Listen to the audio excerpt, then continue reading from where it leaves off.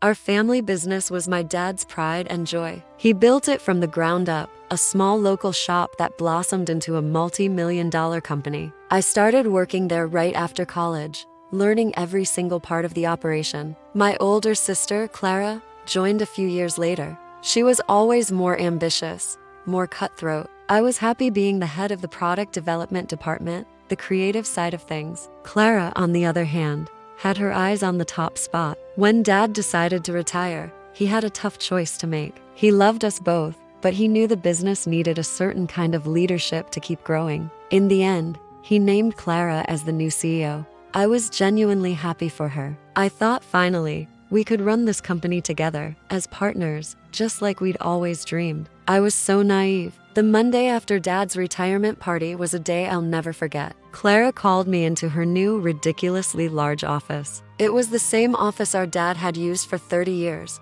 but she'd already redecorated it. It felt cold, sterile, nothing like the warm, welcoming space it used to be. She didn't even ask me to sit down. She just stood there, behind that massive desk, and said, as my first official act as CEO, "I'm terminating your employment, effective immediately." I just stared at her, completely stunned. I thought it was a joke, a really, really bad one. "What? You can't be serious, Clara?" She just looked at me with this icy expression. "Oh, I'm dead serious. The company is moving in a new direction, and your creative flair just doesn't fit the vision anymore. Pack up your things. Security will escort you out."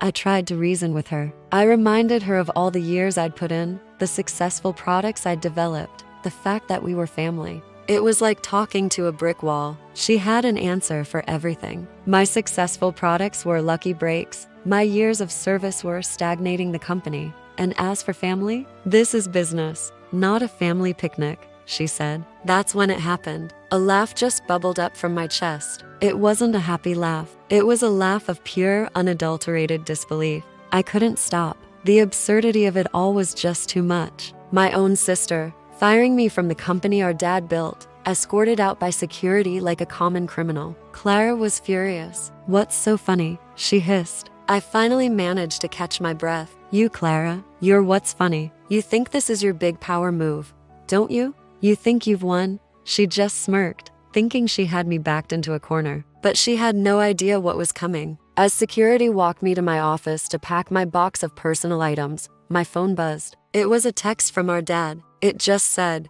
"Phase 1 complete. See you at the lawyer's office tomorrow at m. Don't be late." And that's when my hysterical laughter turned into a genuine, knowing smile. Clara thought she was playing chess, but she didn't even realize she was just a pawn in a much, much bigger game. You see, my dad wasn't naive. He knew Clara's ambition could be a double-edged sword. He saw how she treated people, how she valued profit over everything else, including family. He was worried she would destroy the company culture he'd worked so hard to build. So, he came up with a plan, a test. And I was in on it from the very beginning. The CEO appointment was real, but it came with a very specific, secret condition that only Dad, me, and our family lawyer knew about. It was a clause in the transfer agreement, a morality clause of sorts. It stipulated that certain core company values had to be maintained, including a commitment to the long-term employees who had helped build the company. Firing a key family member with decades of loyal service for no legitimate reason was a clear violation.